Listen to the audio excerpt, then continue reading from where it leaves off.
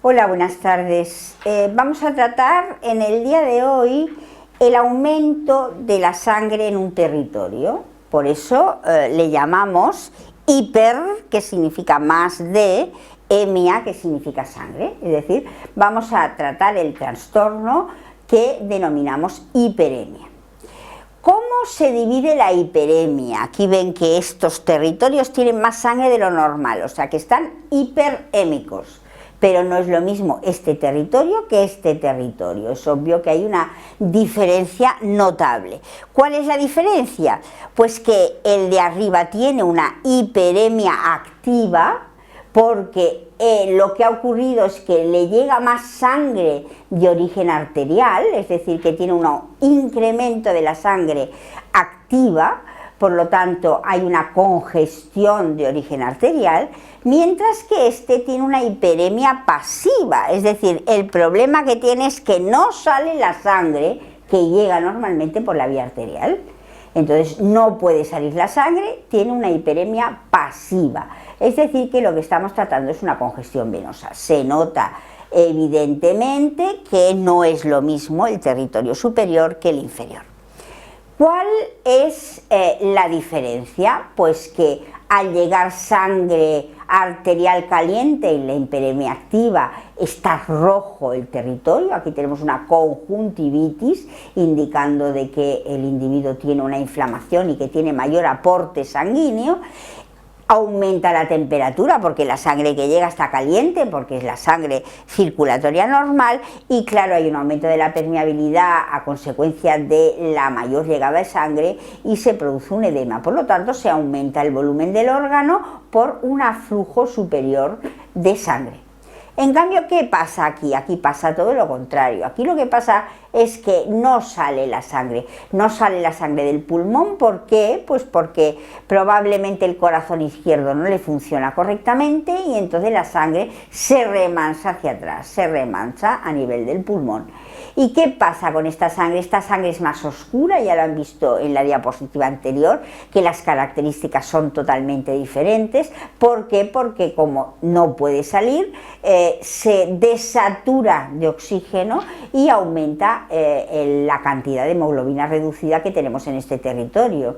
Además, a medida que va pasando el tiempo, va transfiriendo la temperatura elevada que tiene la sangre circulante al intersticio. Por lo tanto, finalmente el territorio va disminuyendo de temperatura y igualmente, como no tenemos un aporte de oxígeno suficiente, se produce un edema en el territorio. Por lo tanto, aunque en los dos casos haya un aumento de sangre en el territorio, no es lo mismo tener una hiperemia activa que tener una hiperemia pasiva.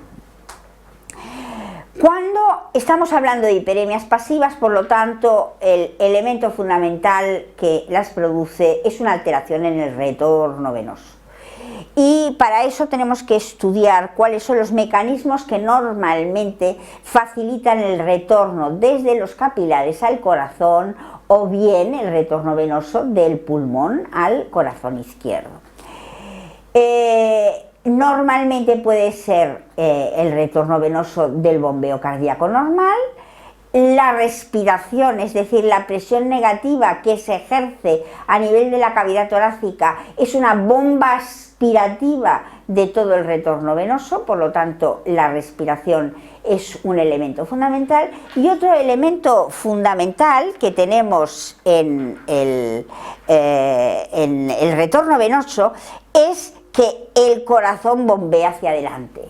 Si el corazón bombea poco hacia adelante, tampoco hay retorno venoso suficiente. Estos son los tres elementos esenciales en el retorno venoso.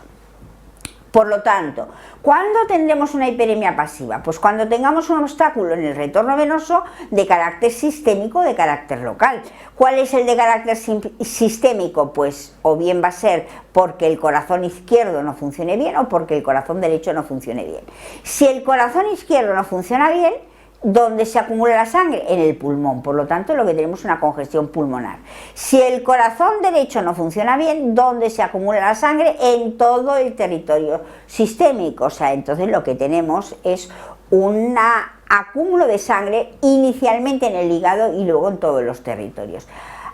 Cuando el corazón derecho no funciona correctamente, se le llama insuficiencia cardíaca congestiva. ¿Por qué?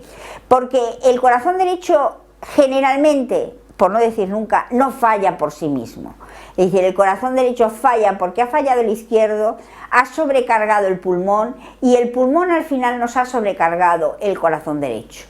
Por lo tanto, es una insuficiencia cardíaca biventricular que provoca, como se acumula la sangre en todo el retorno venoso, provoca edemas en las piernas, ya que es el territorio donde hay más presión, que es la presión de la gravedad junto con la presión de la falta de retorno venoso. Por eso se llama insuficiencia cardíaca congestiva. Si no lo consideramos a nivel sistémico, es decir, de todo el territorio vascular, las causas van a ser locales, es decir, tendremos algo en las venas de salida de un territorio determinado que se alteran. ¿Qué causas tenemos?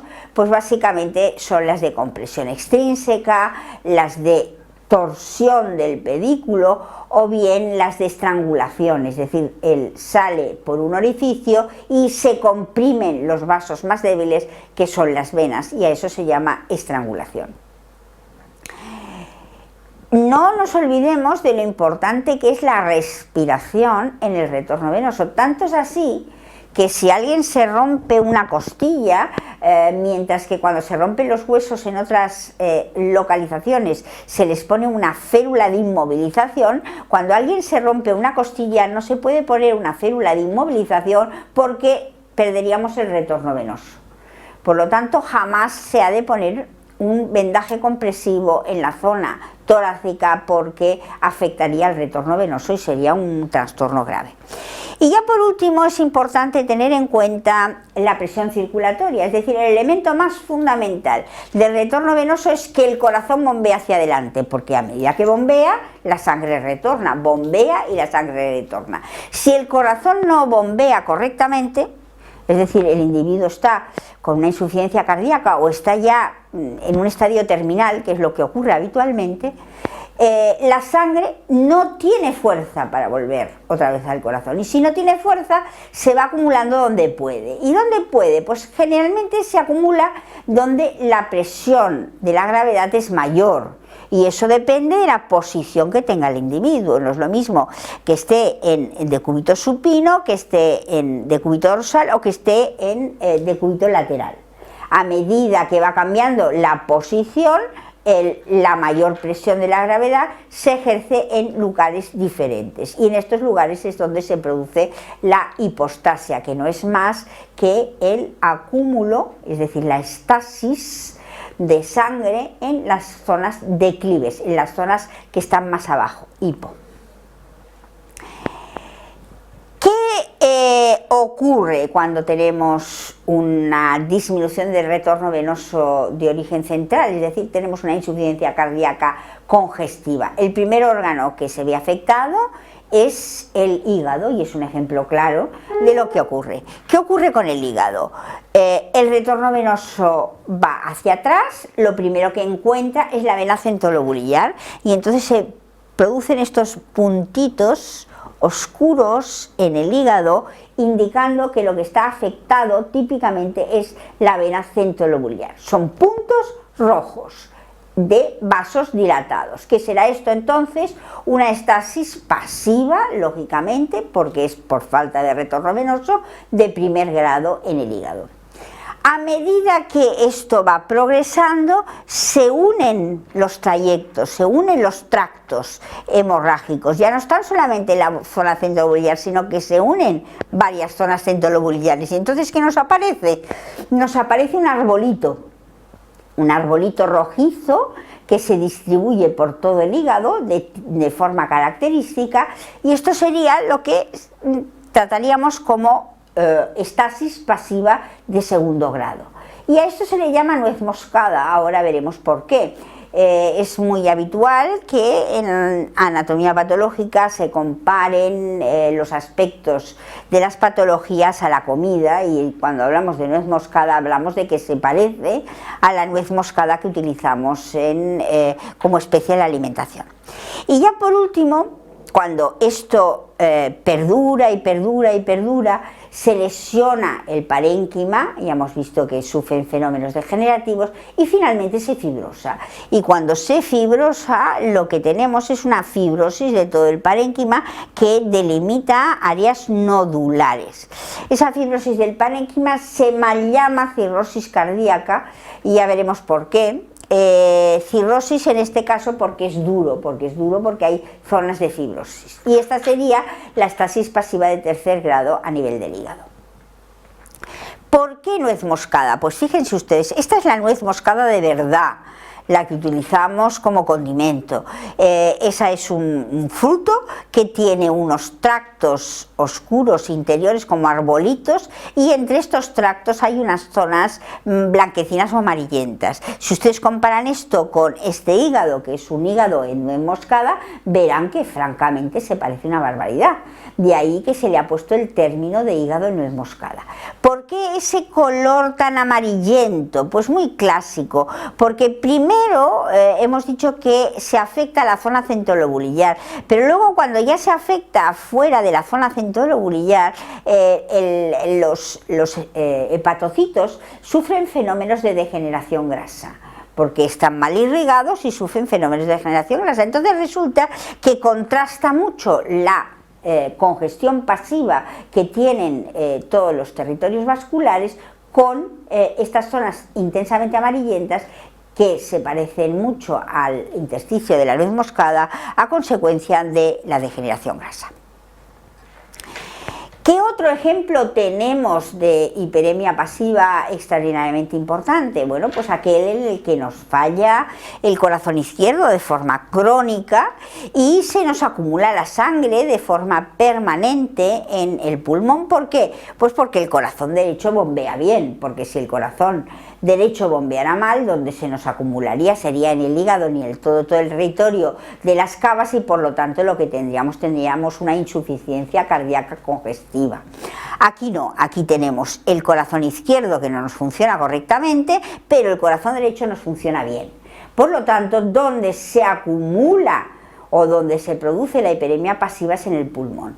Si en el pulmón lo que hacemos es dilatar los capilares, aumentar la permeabilidad de los capilares, los hematíes salen a los alvéolos, en los alvéolos hay edema, como pueden ver aquí hay líquido de edema, porque ya dijimos que los alvéolos no tenían intersticio, y además los hematíes se transforman por efecto de los histiocitos en depósitos de hierro, es decir, depósitos de hemosiderina. O sea que aparecen múltiples nódulos sideróticos dentro del pulmón cuando un individuo tiene una insuficiencia cardíaca izquierda crónica. Típicamente esto ocurre cuando se tiene una estenosis mitral. Es muy característico que aparezcan nódulos sideróticos que incluso se pueden ver radiológicamente y que además se pueden calcificar y transformar incluso en óseos. Cuando lo que tenemos es un obstáculo en el retorno venoso local, dijimos que podía ser un tumor que comprimía, pero uno de los ejemplos más clásicos es el vólvulo, es decir, la torsión del pedículo de un órgano que sea libre o que tenga un pedículo muy largo. Uno de los ejemplos más clásicos es el de los testículos en ascensor, cuando los testículos, que es muy clásico en determinadas personas o en los niños, ascienden a la cavidad abdominal y vuelven a descender. En esta subida y bajada se hacen un lío porque tienen un pedículo vascular muy largo, se enrollan sobre sí mismos, se volvulan y se comprimen, y el testículo se pierde porque se produce este tipo de necrosis tan importante. Otro ejemplo es que salgan por un orificio como una hernia y entonces quede la hernia estrangulada, se compriman los vasos del pedículo y este territorio quede entonces sin irrigación, no, con irrigación, con gran cantidad de sangre, pero sin oxígeno y por lo tanto muerto. Cuando lo que ocurre es que no tenemos presión circulatoria, es decir, en estadios terminales antes de morirse en las personas, o bien cuando hay una insuficiencia cardíaca que al final no tiene bombeo anterógrado, pues la sangre se remansa en aquellos lugares donde la presión de la gravedad es mayor y que depende fundamentalmente de la posición del individuo. Pero típicamente un lugar de remanso muy característico es el pulmón, y la razón del pulmón es porque el pulmón es como una especie de esponja, con lo cual es muy fácil al sistema circulatorio hincharse de sangre, y típicamente la hipostasis aparece en las zonas posteriores cuando el individuo está en decúbito dorsal.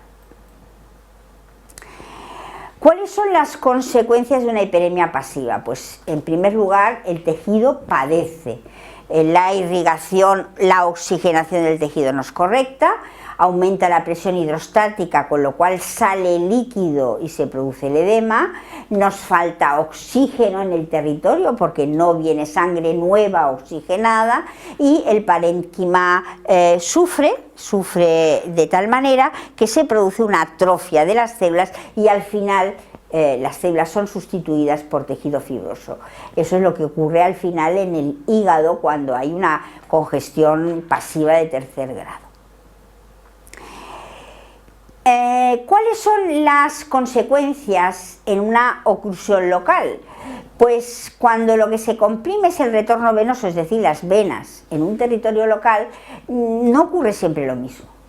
Ocurre dependiendo de la posibilidad que tiene de que la sangre pueda ir por otro lugar. Es decir, que depende del territorio donde asienta, depende de lo rápido que se produce esta oclusión, y depende de que tenga vasos que permitan la salida de la sangre por otro lugar, es decir, permitan el drenaje del territorio.